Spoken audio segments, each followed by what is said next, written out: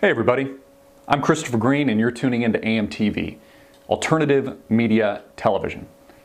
Why hasn't the President of the United States, Barack Hussein, I would argue insane in the membrane Obama, stopped incoming Ebola flights into the United States? Again, I brought this up, AMTV brought this up, a lot of people brought this up months ago when the Ebola outbreak first started in West Africa, originating in Guinea, Sierra Leone, spreading to other sub-Saharan African nations, and then moving to the United States of America. Again, I'll ask the question, why hasn't the President of the United States stopped all incoming air traffic from Ebola-affected countries from flying and infecting potentially millions of Americans in the United States of America? It's an excellent and logical question that somehow strangely can't be answered. In fact, the President of the United States, along with government agencies like the CDC, that, by the way, grossly underestimated the outbreak. You see, they didn't underestimate it. The fact of the matter is, they're lying to you, folks. They say now that the estimates are upwards to 1.4 million infections in West Africa alone by January 2015, when originally it was limited to just a few thousand. Remember, it was going to be contained. It was going to be quarantined. Yet the president, even after this gross margin of error, still allows incoming air traffic into the United States of America. And we have to ask the question, why? Now, I tweeted this, I believe about a week ago. I said that the fact that the president is still allowing incoming air travel from Ebola-affected countries either proves criminal intent, his intent to infect Americans, to give all of us the disease and to spread it here in the United States of America, or at the very least, it's gross negligence. We could argue it's even criminal negligence. I mean, isn't that the definition of manslaughter, when you either inadvertently or advertently infect people that will die from a deadly disease that has a very high and gross fatality rate? I've been working on a major report, a major special report. It's one of the reasons you haven't gotten a regular daily video from me over the past few days, breaking all of this down exclusively, backed up, sourced, all of it can be fact-checked, and what we found, folks, is absolutely unbelievable. Connections with large biopharmaceutical companies here in places like Canada and also the United States of America. These same companies partnering with the Pentagon. The CDC, I mentioned earlier in a video last week, has a patent on Ebola and 70% of its mutated strains. Huge profit motive, stands to make billions of dollars if an outbreak worsens.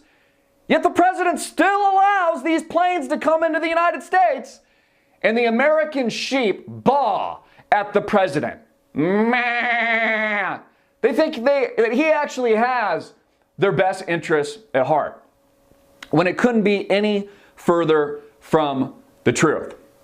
We have even had outspoken activists like Naomi Wolf, not to be confused with Naomi Watts. Naomi Wolf, who worked on the 1996 re-election of Bill Clinton and is also an author and well known for her book, The End of America, and has made statements regarding recent events like the fake ISIS beheadings, that those were fake, and she's been ostracized as a conspiracy theorist. This credible lady and an author who worked with not just the Clinton administrations as an advisor, but also Al Gore. Yet she's ostracized for even asking questions, pointing out that there at least needs to be a secondary source when confirming the authenticity of the ISIS beheadings, for example. And now we have a similar event with this Ebola outbreak, which I fear is being grossly underestimated by the American people and the people around the world, and people are still failing to ask questions. It's a conspiracy theory. If you look into the connections, again, all of this sourced and credible, that the Pentagon has with major biotech companies that stand to profit in the billions from a potential outbreak, a worsening of the pandemic. Again, none of this makes sense, folks, unless you're trying to infect Americans, unless you're trying to spread this disease in the United States of America. Tom Frieden, the speaker, the head of the CDC, as well as John Earnest, the new press secretary, because Jay Carney just, I don't know, he quit or got fired. He got fed up. He probably realized that the president of the United States was a tyrant, so he had to get out of there.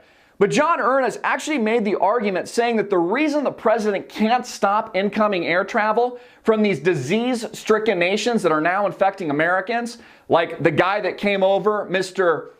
Thomas Eric Duncan, who now potentially has infected hundreds more through recirculated air, bypassing Homeland Security, terminals, connecting flights, and then coming to America and infecting Dallas, and now holed up in a Dallas, Texas hospital. The reason that they've given, the official reason that the Obama administration, they say, isn't stopping incoming air traffic is because it would affect our ability to help the disease-stricken nations. Yeah, that's right. So they say that that's the reason that they've got to keep air traffic open. How is that not totally and utterly illogical? It's stupid.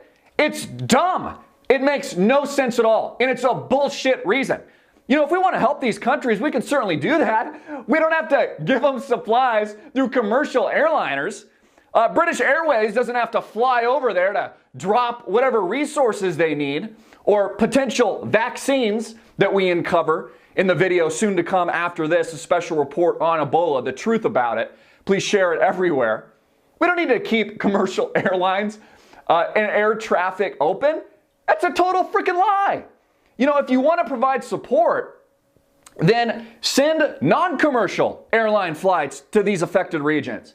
WHO, the World Health Organization, the CDC, any other countries that want to get involved in addition to the United States can just bypass commercial air traffic and protect our people here in the United States.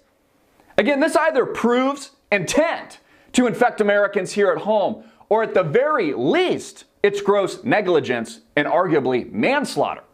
And we should hold the president accountable for this. So it's absolutely unbelievable, and I fear this is being grossly underestimated by populations around the globe. And I fear this is another Orwellian experiment, of which I point and cite out in numerous occasions in the report coming out next. Another psychotic experiment by the U.S. government to use people overseas, these indigenous people, by the way, where we have a self-interest for their minerals, their ore, and their natural resources, use them as guinea pigs to run tests. And again, numerous historical examples to back this up, all cited and sourced in the video you're about to watch, coming out after this when we have it finished in post-production. But again, you're a conspiracy theorist, folks, if you investigate the truth, if you actually source your information, like Naomi Wolf, and realize there's only one source for the fake ISIS beheadings, particular stories like that. Same thing with Ebola today. Again, Americans failing to ask logical questions. And the sheer fact that the president still has our borders open only proves that there's intent behind this.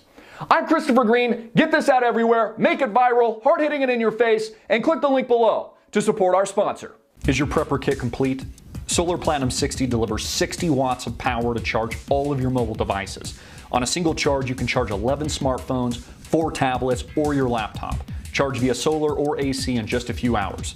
That's Solar Platinum 60. Click the link below right now.